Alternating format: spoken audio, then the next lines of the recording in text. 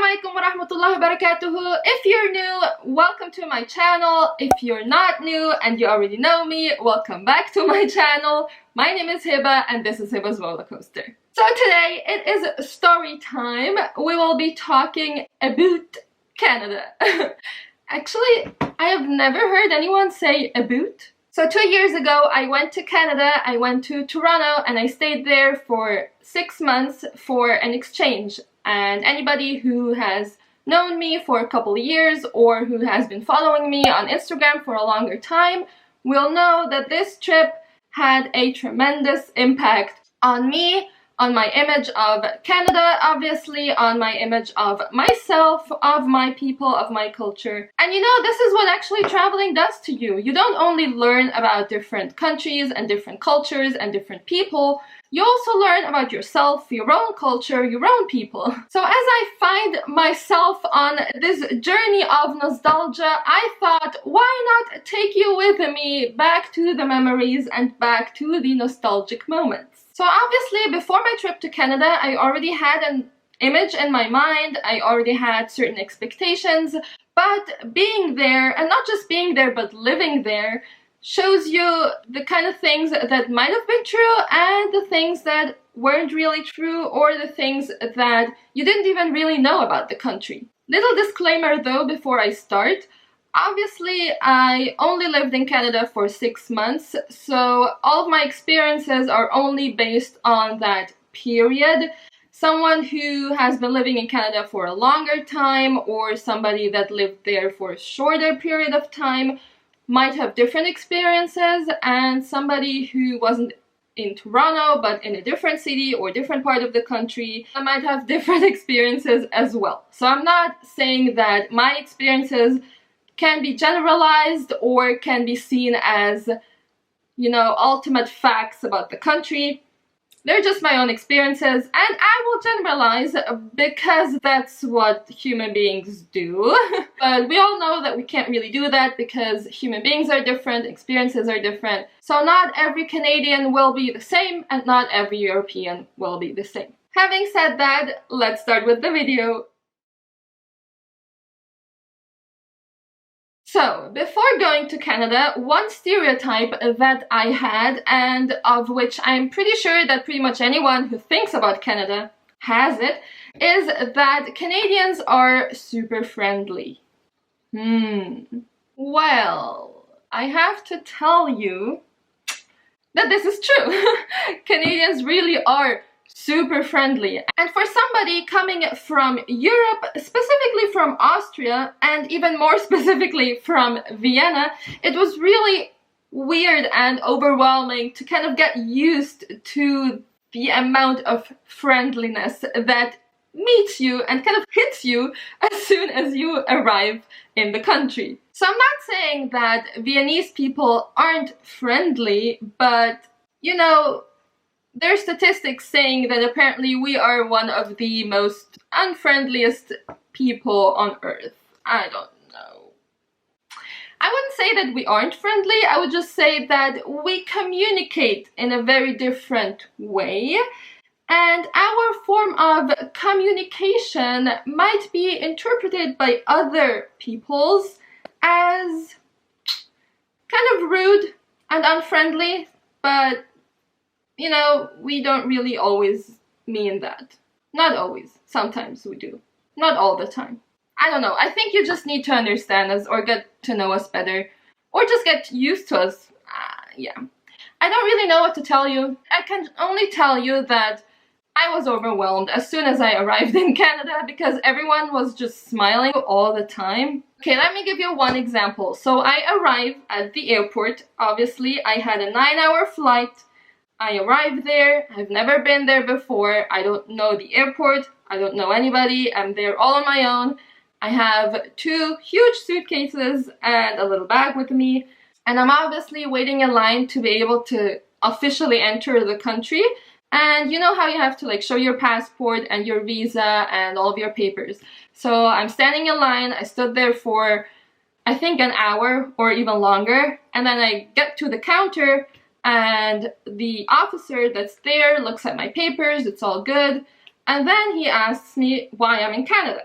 So I say, well, to study. So he asked me, do you have any proof of that? And I'm like, oops. I mean, I had my visa, I had my passport, I had all my papers, but I didn't really think about the fact that I somehow have to prove that I'm there to study at a certain institution, and it makes sense. Obviously, he's gonna ask me, but I just didn't think of that. So I panicked for a sec, and I'm like, oh, I have an acceptance letter, but I don't have a copy right now. And the dude was so nice. He was like, okay, can you look on your phone? And do you have it in your emails? And I'm like, oh yeah, sure. But then obviously I have to take out my phone. I have to connect to the Wi-Fi. And I'm getting nervous, right? Because there's a huge line behind me. I have been waiting for really long, so I don't know how many hours he has been sitting there in his chair and doing this work. And he was so friendly and polite and patient with me as I was looking for this letter. And then, alhamdulillah, I finally found it. And I was allowed to enter the country.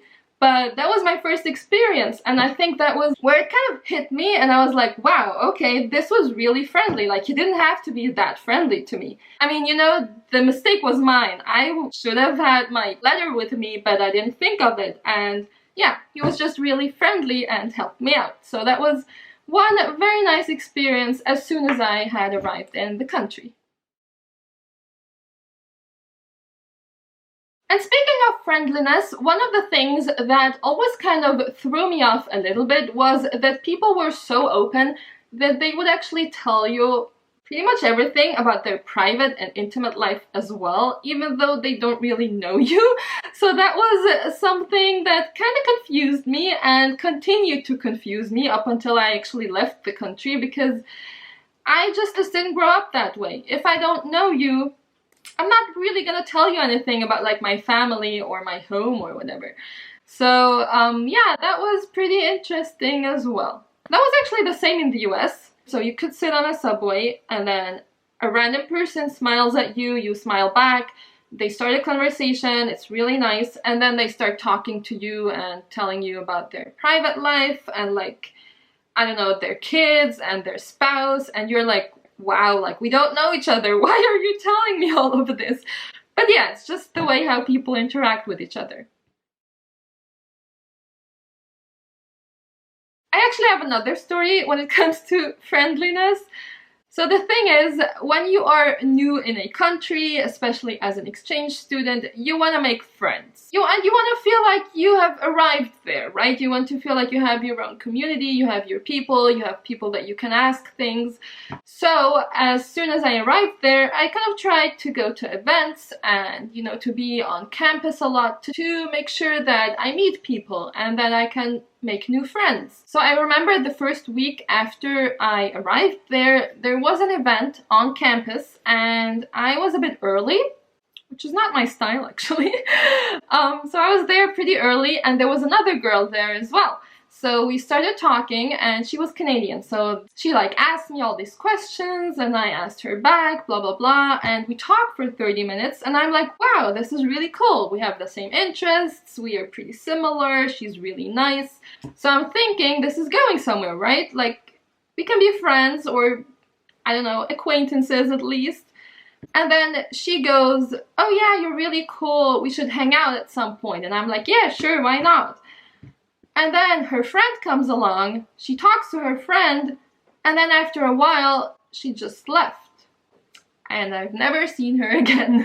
And this happened a lot of times actually. And it's not that people are rude or anything, it's just that people are so friendly that for me, as someone who grew up in Europe, where these lines between politeness and friendliness are clearer, I would say, they're more clear and more distinct. It was really difficult to kind of distinguish between somebody who was just being friendly and somebody who really wanted to be friends with you. And it was just really weird because you would be talking to a person and you'd be like, oh, this person is so nice, we can hang out, we can do so many things together, and then they just leave and you're like, no, please don't go, please don't leave me. But then they're gone and you never see them again. I was also talking to a Canadian friend of mine and I was like, I feel like you guys don't really distinguish between being polite and being friendly. And she looked at me, she was like, how is there a difference? And that blew my mind, because for us there is a difference. Like, if you are polite, then you're still being distant, but you're polite. You're not rude, you don't curse, like you still obey all of these social conventions. But when you're friendly, it's kind of different. It's more warm, I would say. I don't know. At least that's how I see it.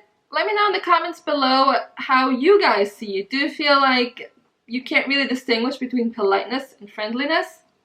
Not sure.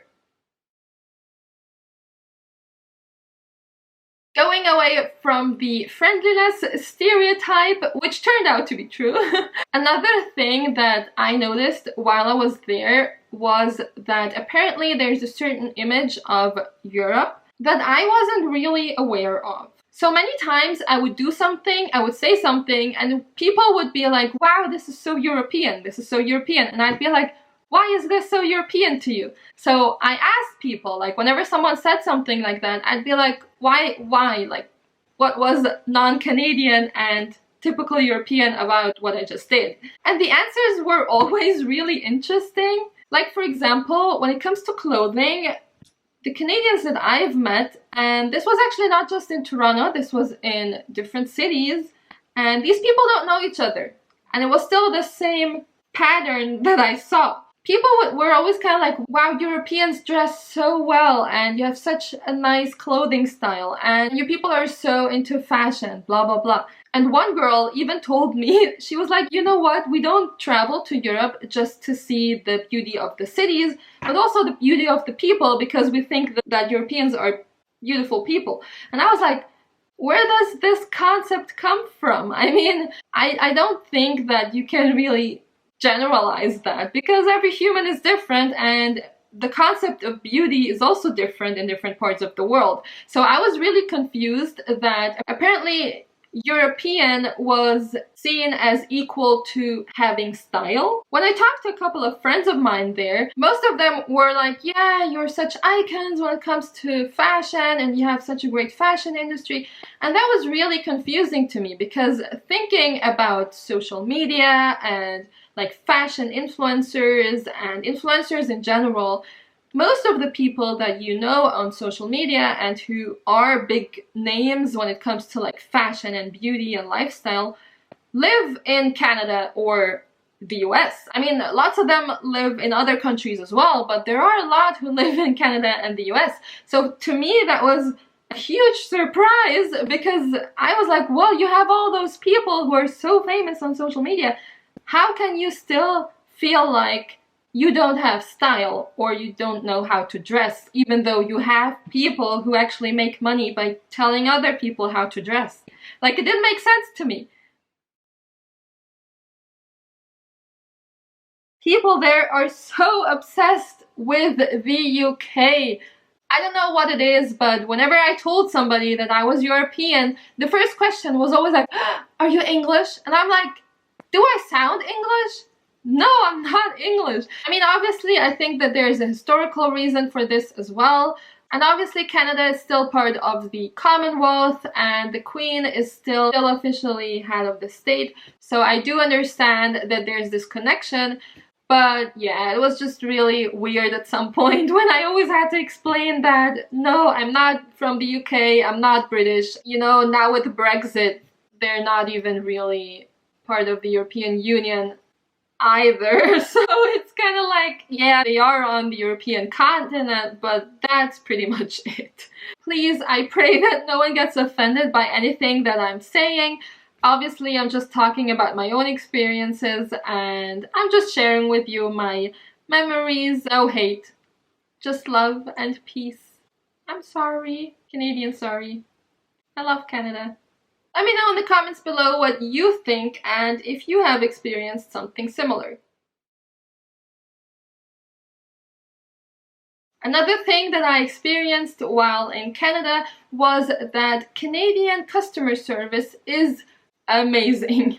So for example, one time I bought something from a Canadian store. I'm not sure if I'm actually allowed to say which one it was. Anyways, it was a Canadian store. I had bought something and then after buying it, you know how it is, sometimes you change your mind. You don't want to have it anymore. So I was thinking, okay, I'm allowed to return it, but what do I tell the cashier? Like, what do I say?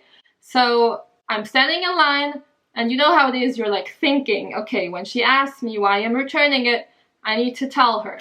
And I was like, I need to be prepared that maybe she's not gonna be very happy about me returning something, blah blah blah. So I was prepared for all of this, and then I'm standing in line, it's my turn, and big smile.